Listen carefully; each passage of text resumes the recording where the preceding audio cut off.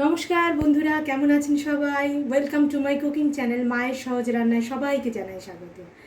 আজকে আমি দেখতেই পাচ্ছেন আমি সিমুই নিয়ে নিয়েছি। এটা কিন্তু সুজি আর আটার সিমুই, ভাজা না, কাঁচা সিমুই। এই সিমুই দিয়ে আমি আজকে একটা অন্য রকমের ডিশ করব। অন্যরকম বলতে আজকে সিমুই দিয়ে করব ভেজ বিরিয়ানি। যারা ভাত খেতে চান না, ক্যালোরি কনসাস বা কোনো কারণে ভাত খান না বা ইচ্ছে করছে না কোনো দিন ভাত খেতে, সেদিন কিন্তু এই সিমুই দিয়ে আপনারা অনায়াসেই বিরিয়ানি করে খেতে পারেন। আমি এখানে কাঁচা সিমুই নিয়ে নিয়েছি। আমি এখানে ছোট একটা পেঁয়াজ বেরেস্তা করে রেখে দিয়েছি। আমি রান্নাটা কিন্তু সম্পূর্ণ ঘিতে করব, আমার বাড়ির তৈরি ঘি। যারা ঘি খেতে চাইবেন না তারা সাদা তেলেও করতে পারেন। আমার এখানে কড়াইতে ঘি দেওয়া রয়েছে। আমি কিন্তু পেঁয়াজটা এই ঘিতেই ভেজেছি। আমি আর একটু ঘি এখানে দিয়ে দেবো। আমি এখানে আরেকটু ঘি দিয়ে দিলাম। ঘিটা গরম হয়ে গেলে আমি জিরে দিয়ে দিচ্ছি। আমি এখানে আলু আর সয়াবিন দিয়ে করছি, আপনারা বিভিন্ন রকমের সবজি দিয়েও করতে পারেন। আমি এখানে শুধু কড়াইশুঁটি দিচ্ছি আর আলু সয়াবিন দিয়ে করছি। আলুটা একটু ভাজা ভাজা হয়ে গেলেই আমি দিয়ে দেবো সয়াবিন। আমার পরিমাণ অনুযায়ী আমি সয়াবিন নিচ্ছি। আপনারা কিন্তু এর মধ্যে পনির, ফুলকপি, গাজর সমস্ত কিছু দিতে পারেন, বিনস। যারা রাইস ক্যালোরির ভয় খান না অথচ বিরিয়ানি ভীষণ ভালোবাসেন, তারা কিন্তু অনায়াসে এই রান্নাটা করে খেতে পারেন। দিনে, রাত্রে বা ব্রেকফাস্টেও এটা কিন্তু চলে। এই সয়াবিনটা ঘিয়ের মধ্যে ভাজলে একটা অন্য রকমের সুন্দর গন্ধ বেরোয়। আমি কিন্তু হোয়াইট বাটার দিয়ে বাড়িতে ঘিটা বানিয়েছি। আপনারা যদি চান তাহলে আমি করে একদিন দেখিয়ে দেবো।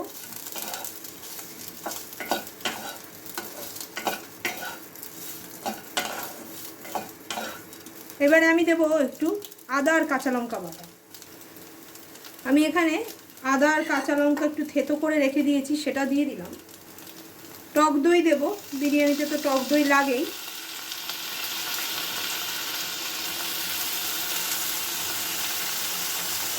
এটা একটু নাড়িয়ে নিই। তারপর আমি একটু লঙ্কার গুঁড়ো আর একটু হলুদ গুঁড়ো দেবো। হলুদ গুঁড়ো আপনারা নাও দিতে পারেন, কারণ বিরিয়ানি মশলাটা আমরা দেবো, আর আমি যে সিমইটা নিয়েছি সেটা কিন্তু হলুদ হলুদই দেখতে, কাজেই হলুদ গুঁড়ো নাও দিতে পারেন। আমরা একটু সামান্য হলুদ গুঁড়ো দিয়ে দিচ্ছি এখানে। অল্প হলুদ গুঁড়ো দিলাম আমি।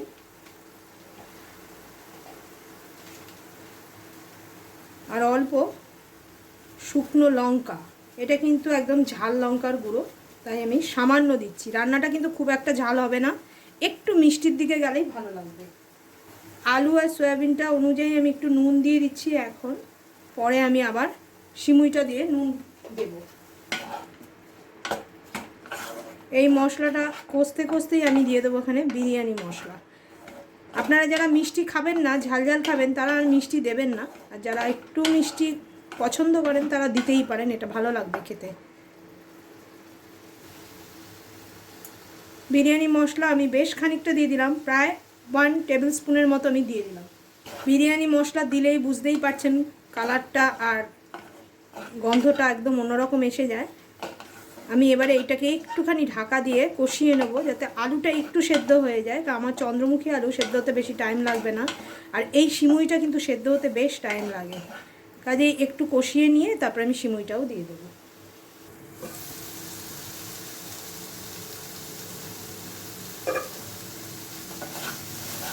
দেখুন ঘিটা কিন্তু একদম ছেড়ে দিয়েছে, মশলাটা খুব ভালো করে কষা হয়ে গেছে।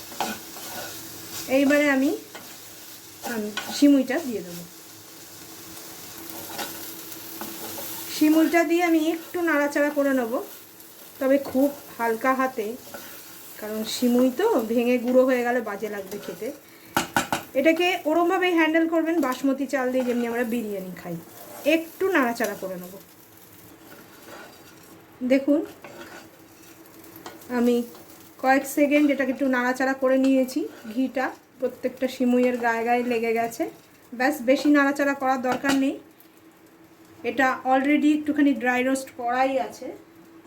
আমি এবারে জল দিয়ে দিচ্ছি। আমি এই কাপে যতটুকু মাপের সিমুই নিয়েছি তার থেকে একটু বেশি জল দেবো। সিমুইটা যেন কোনোভাবে গলে না যায়। এক গাদা জল আগেই দিয়ে দেবেন না, আগে প্রথমে দেখে নেবেন, সিমুইটা ডোবা অবধি জল দেবেন, তারপরে যদি লাগে তা আরও দেবেন। আমি তাই করছি। আমি প্রথমে সিমুই যতটুকু নিয়েছি ততটুকুই জল দিলাম। এবারে ফ্লেমটা বাড়িয়ে দেবো। আমি ঠান্ডা জল দিয়েছি, আর দিয়ে কিন্তু বেশি নাড়াচাড়া করবেন না। এবার আমি নুন চেখে নিচ্ছি, নুনটা একটু। আমার নুন লাগবে, কারণ সিমুইয়ের পরিমাণ অনুযায়ী নুন দিতে হবে আমাকে। হালকা একটু মিষ্টি আমি দিচ্ছি এখানে, আপনারা না চাইলে দেবেন না। আমি এখানে কাঁচা কড়াইশুঁটি ফ্রোজেন করে রেখে দিয়েছি, সেটাও এখন দিয়ে দেবো।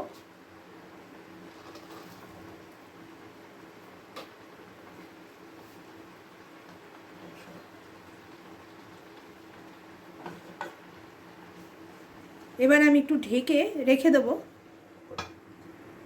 ফ্লেমটা লো করে দেবো। প্রায় 3 মিনিটের মতো আমি লো ফ্লেমে রেখে দিয়েছি। দেখুন জলটা কিন্তু অনেকটাই টেনে গেছে।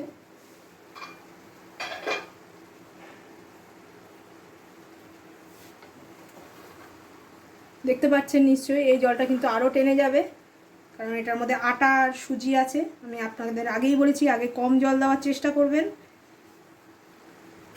পেঁয়াজের বেরেস্তাটা আমি দিয়ে দিচ্ছি। বিরিয়ানি যখন, তখন তো গোলাপ জল দিতেই হবে, অবশ্যই দেব।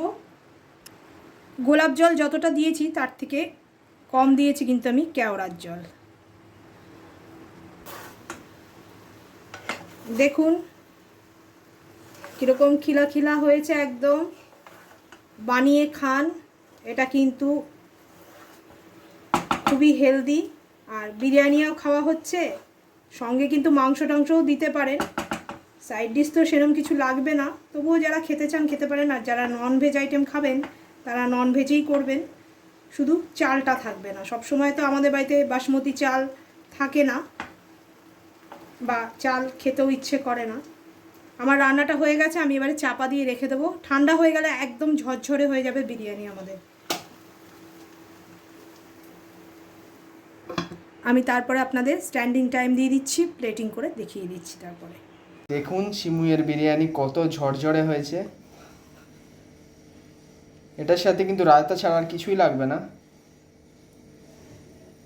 যে কোনো সময় কিন্তু এই রান্নাটা করে আপনারা খেতেই পারেন। একদম হেলদি অ্যান্ড টেস্টি একটি রেসিপি। অনেকজন আছেন যারা চাল পছন্দ করেন না, চালের খাবার কম খান, কার্বোহাইড্রেট বেশি আছে বলে।